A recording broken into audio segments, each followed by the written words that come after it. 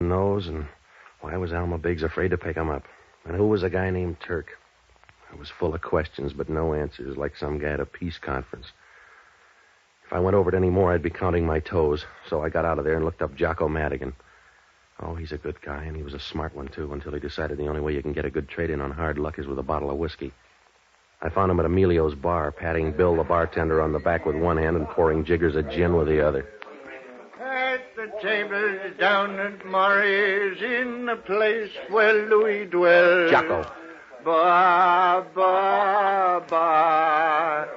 Gentlemen songsters off on a spree, doomed from here to eternity. Jocko, I want to talk to you. Patsy, I'm driving a Harvard man crazy. He's at the end of the bar. Well, stop drinking and listen to me. I've got to keep on drinking, Patsy, if I want to preserve any continuity in my life, because I don't drink to forget, but rather to remember. To remember all the pleasant events of my life. There were two of them, I think. All right, Jocko. The first was a girl I met many twilights ago, and the second was a summer night in St. Louis when a bartender felt crazed with the heat and set him up on the house. Will you stop it? I'm in trouble. Memory is a blessed toy, Patsy. But you have to be careful because it can be dangerous, like giving a rifle to a small child for Christmas. It's true he can get some temporary pleasure out of it by shooting various neighbors, but sooner or later he's going to kill the only rich relative in the family. Jocko, I'm tired. And memory is the same way. So you're entitled to collect the few good ones you have. You're allowed to straighten them out and put them in order. After all, an old pool ball gets racked now and then. You all through? Yes. I've run out of memories. Hellman thinks I killed two guys 10 miles apart. Wasn't it difficult? The same murder gun. The whole thing is tied up with some pictures. In color? A guy by the name of Rubin Callaway died in my boat. He gave me a key to a locker downtown. The pictures were there. Is that one of them? Yeah, take a look. Oh, if it's a group picture, they were a very unruly family. It's the Oakland fire. Two gunsels followed me and took some of the pictures. In the meantime, some guy got shot in my place. Everybody's after the pictures. Why? Have you seen the other pictures? No, I took an intermission. That's why you got to help. Now, you'll find Rubin Callaway's address in the phone booth. Get up there and go through his stuff, will you? It doesn't sound legal. Neither's a bum murder rap. Get up there and go through his pictures. Try to find anything that'll fit in with his set. Where are you going besides jail? I got to find a gal named Alma Biggs. Oh, you'll have trouble with a name like that. She's probably changed it. The locker key was tabbed for her, but she hired me to run her errands. Is she pretty? Yes, if you like a fast track. Now get up there, Jocko. Why can't I see her? Will you stop it, Jocko? Just get up there. Forget about her. She'd scare you to death. Yes. Well, at least I'd die hopeful. Good night, lover.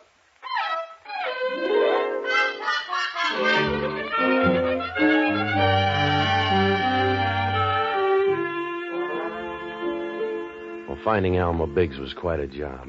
I knew she was around, but I couldn't get to her. It was like trying to get a peanut shell out of a back tooth. I called the Empire Club, but they didn't know anything about her. I went through all the phone books and the city directories, and I didn't get anything but a sore thumb. And I didn't do any better with the hotels. I sat in Lupo's and called them all one by one, and by 1 o'clock I knew more desk clerks than a vice squad cop, but no Alma Biggs. Finally, I went out to the Empire Club and started talking to the cabbies. About 15 minutes later, one pulled up and remembered taking a girl in a satin evening gown up to an apartment on the hill. I called Hellman and rode up there to check the names. Alma Biggs had an apartment on the second floor. I knocked on the door and she didn't answer, so I tried it. The lights were out, so I closed the door and groped over to the desk. I should have noticed the draperies as I passed because they were full of people. Wait a minute. All right, now. Wait a minute, Mr. Novak. Stop breaking things. Someday you may want to mend me. Do you always sleep in the curtains? Do you always talk this long in the dark? Turn on the light. Yeah. I wanted to see who you were. George Leggett, maybe. Oh? Do you know him? We're roommates. He died on my couch tonight. Anything serious or just humdrum death? He's satisfied. What do you know about him?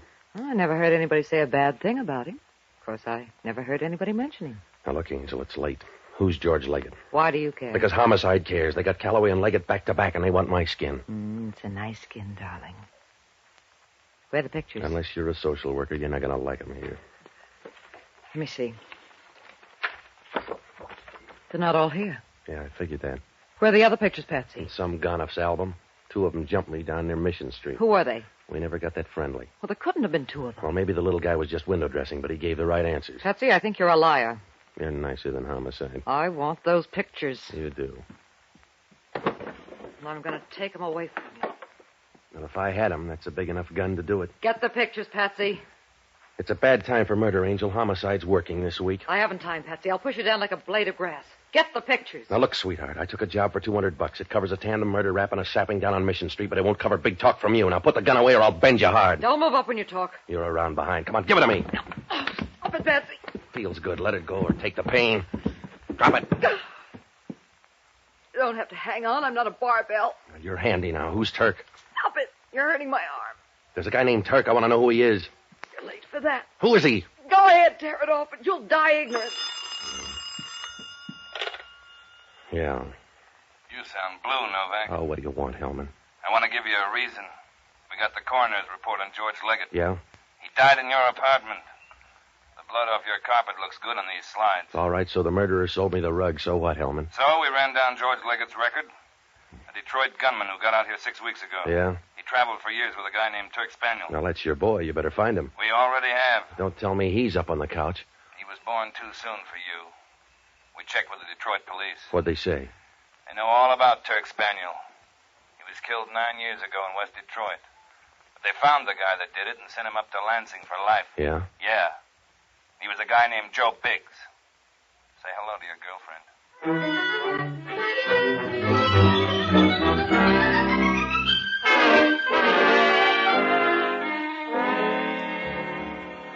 Well, I didn't talk to the girl because I knew she'd close up faster than a Dublin meat market on Friday. I left her and went down to the Chronicle morgue to find out what I could about Turk Spaniel. Hellman had covered it. Spaniel talked too much, and Joe Biggs killed him and left him growing out of a ditch like an old weed. I didn't know where to turn now. With Turk gone, who was after those pictures besides Alma Biggs, and what did they prove? I knew the answer was there, probably in plain sight, like a blimp on a football field, but I couldn't get near it. It was past 2 when I got back to my apartment, and the phone was screaming for help. Yeah. Hello, Patsy. This is Jocko. What'd you find out? That Callaway was quite a photographer. Yeah? You should see some of the pictures. Ooh, I'm in love with him. All right, Jocko. Did you find anything? There's a check for $1,000 from Alma Biggs. Yeah, what else? Some more pictures of the Oakland fire. One of them looks good. Yeah? It's just like the rest, except in the background something is circled with a red pencil. That'll do it, Jocko. And there's a clipping here with another picture. I can't tell, but I think they match. What's it say? Well, it's all about... Jocko, what's the matter? Are you all right, Jocko? Jocko, you all right? He says to tell you no.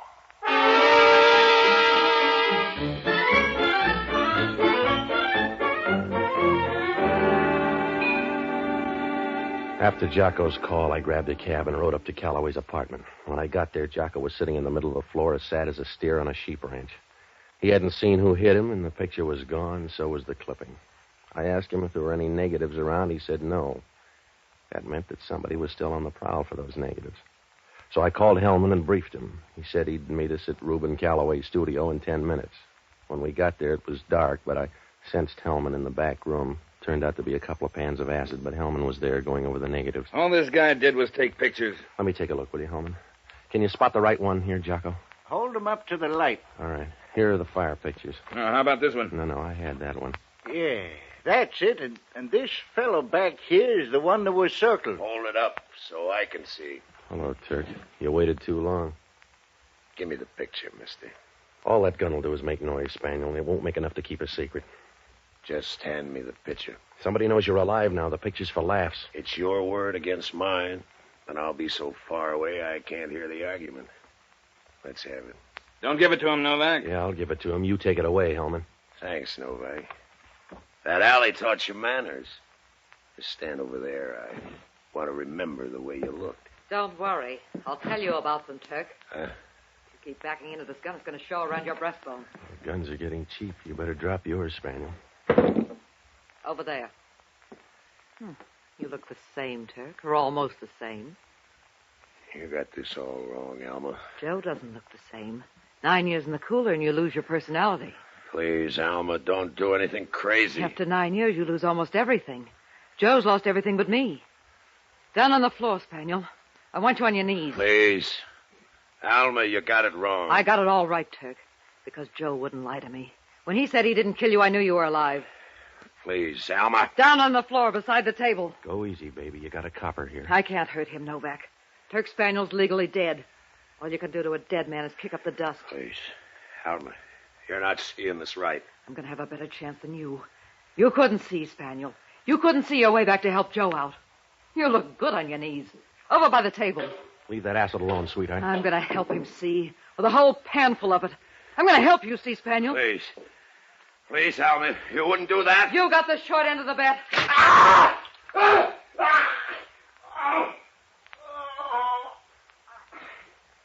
You better look at him, Jocko. Don't bother, unless you're a baby doctor. We may need you, lady. Not for this copper. Remember, Turk Spaniel's dead. Detroit says so. He looks live now. He can't be dead there and live here. I like your climate, but it's not that good. You can't see me, Turk. So I'll bet you can hear me walk out of here. Goodbye, Turk. I'll send you a cane.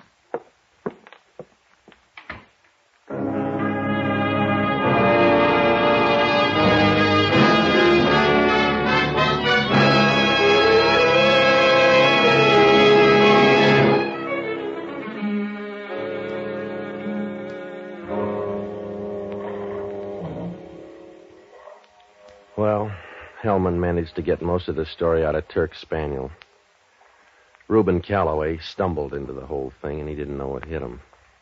He went over to Oakland to take some pictures of the fire, and he got a picture of Spaniel in the crowd. Spaniel saw him and trailed him over to this side. He had to get the pictures because back in Detroit, he'd framed Joe Biggs with a riddled-up body and skipped out of the country. He'd been away until a few weeks ago, and now he was waiting for a boat out of San Francisco, so he had to stay dead. He sent George Leggett after the pictures, but Leggett figured it was a good way to double-cross him and stay in the clear, so he tipped off Alma Biggs, who'd come out here on a lead a few weeks before. Turk finally tumbled. With a local gunsel, he killed Callaway and left Leggett in my apartment where he trailed him. It almost worked out, but he didn't get to that shop in time. Well, Hellman asked only one question. When I first met her, did I know that Alma Biggs was that hard? No. In that satin evening gown, I didn't think so.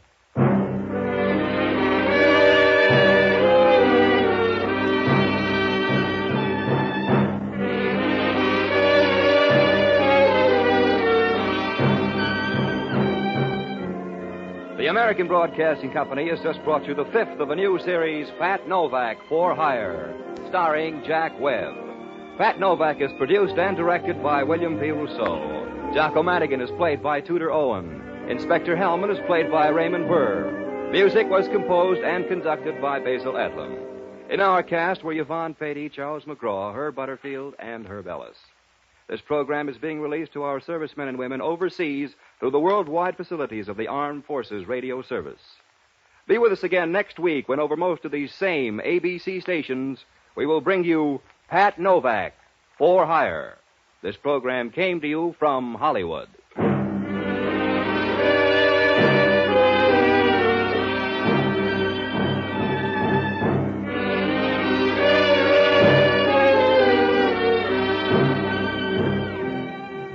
Now, a brief reminder. There is no mystery to this statement. Wherever they serve, at home or abroad, the men who wear the uniform of the United States are men of whom we can be proud. Army, Navy, Air Force, Marines, Coast Guard. All of them serve our country and us with pride and honor. This is ABC, the American Broadcasting Company.